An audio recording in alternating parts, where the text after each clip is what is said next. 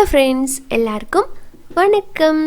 இன்றைக்கி நம்ம நிக்கீஸ் கிச்சனில் நம்ம எல்லாத்தோட ஃபேவரட் சாக்லேட் கேக், அதுவும் கண்டென்ஸ்ட் மில்க் யூஸ் பண்ணி நல்ல டேஸ்ட்டாக நல்ல ஸ்பான்ச்சியாக எப்படி பண்ணுறதுன்னு பார்க்கலாம்.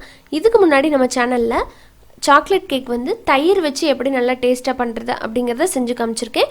ஸோ நான்வெஜ் சாப்பிடாதவங்க நீங்கள் இந்த 2 மெத்தடையும் யூஸ் பண்ணி பண்ணலாம். எக்குக்கு பொதுவாக நீங்கள் இது 2 யூஸ் பண்ணி பண்ணலாம். ரொம்ப நல்லா டேஸ்ட்டாக வரும். அவன் யூஸ் பண்ணாமல் நான் இன்றைக்கி பாத்திரத்தில் தான் பண்ணியிருக்கேன்.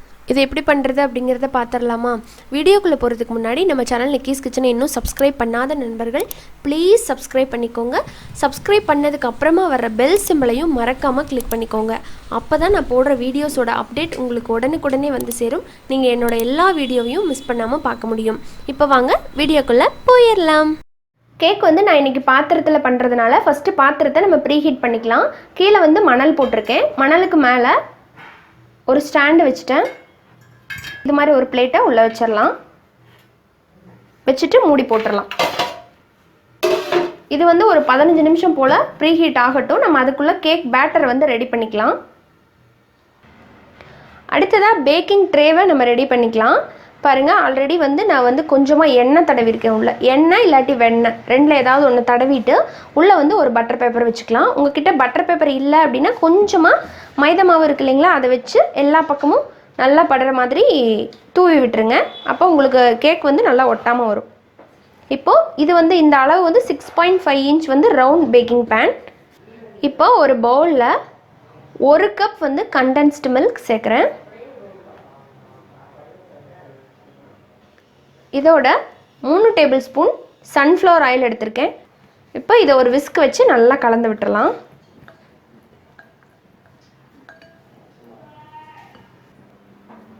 ஸோ இந்த மாதிரி கலந்து விட்டதுக்கப்புறமா நம்ம இதில் வந்து சுகர் சேர்க்கணும். பவுடர் பண்ண சுகர் சேர்த்துக்கோங்க, அப்போ தான் உங்களுக்கு நல்லா கரையும். 1 கப் வந்து பவுடர் பண்ண சர்க்கரை அதை உள்ளே போட்டுடலாம். இனிப்பு கொஞ்சம் குறைவாக சாப்பிட்றீங்க அப்படின்னா ஒரு 3/4 கப் கூட நீங்கள் போட்டுக்கலாம். இப்போ சர்க்கரையும் சேர்த்துட்டு நல்லா கலந்துடலாம்.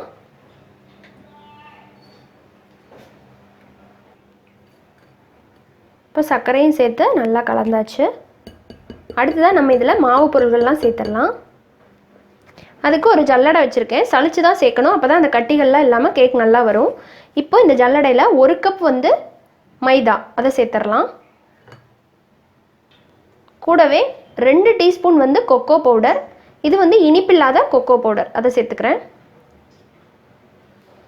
1 டீஸ்பூன் பேக்கிங் பவுடர்,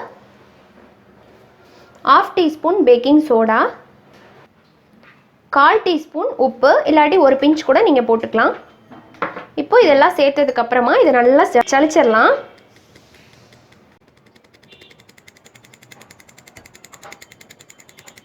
கொக்கோ பவுடரில் பார்த்திங்களா இந்த மாதிரி கட்டி இருக்கும். ஸோ லைட்டாக இந்த மாதிரி அழுத்தம் கொடுத்து இதை உடச்சி விட்டுருங்க. அவ்வளோதான். இப்போ எல்லாம் நல்லா கலந்துட்டா போதும். இப்போ எகெயின் வந்து விஸ்க் வச்சு நல்லா கலந்துடலாம். கலந்துட்டு இதில் வந்து நம்ம இப்போ மில்க் சேர்க்கணும். கொஞ்சம் கொஞ்சமாக வந்து பால் சேர்க்க ஆரம்பிச்சிடலாம். அதோட கன்சிஸ்டன்சி பொறுத்து நம்ம இதுக்கு கூட குறைய ஆகும். ஃபஸ்ட்டு கொஞ்சமாக சேர்க்குறேன்.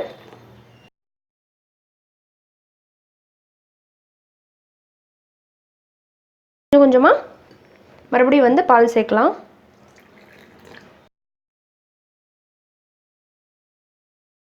இப்போ கலந்ததுக்கப்புறமா இதோடவே 1 டீஸ்பூன் வெண்ணிலா எக்ஸ்ட்ராக்ட் சேர்த்துடலாம்.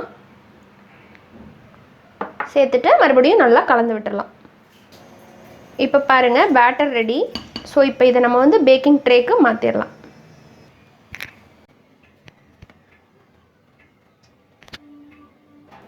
இப்போ இதை வந்து லைட்டாக டேப் பண்ணிக்கலாம். இப்போ ஒரு 15 நிமிஷம் ப்ரீஹீட் பண்ணியாச்சு.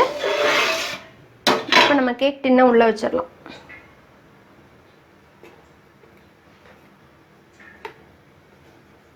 இப்போ மூடி போட்டுறேன். இது வந்து ஒரு 50லேருந்து 60 நிமிஷம் போல் ஆகும். அப்புறம் பார்க்கலாம். இப்போ கரெக்டாக 50 நிமிஷம் ஆயிருக்கு. பார்க்கலாம்.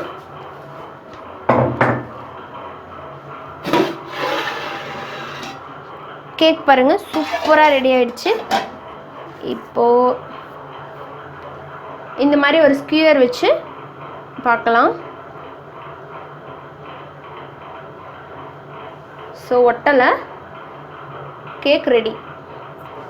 இவ்வளோதாங்க, நல்லா ஸ்பாஞ்சியான சாக்லேட் கேக். எக்கு போடாமல், அவன் இல்லாமல் சூப்பராக நம்ம பாத்திரத்துலேயே ரெடி பண்ணியாச்சு. நீங்களும் இதை கண்டிப்பாக வீட்டில் ட்ரை பண்ணி பாருங்கள். ஆல்ரெடி நம்ம சேனலில் போட்ட எல்லா கேக் ரெசிபியோட வீடியோவோட லிங்க்கும் நான் டிஸ்கிரிப்ஷனில் கொடுத்துருக்கேன். தேவைன்னா நீங்கள் போய் பார்த்து தெரிஞ்சுக்கலாம்.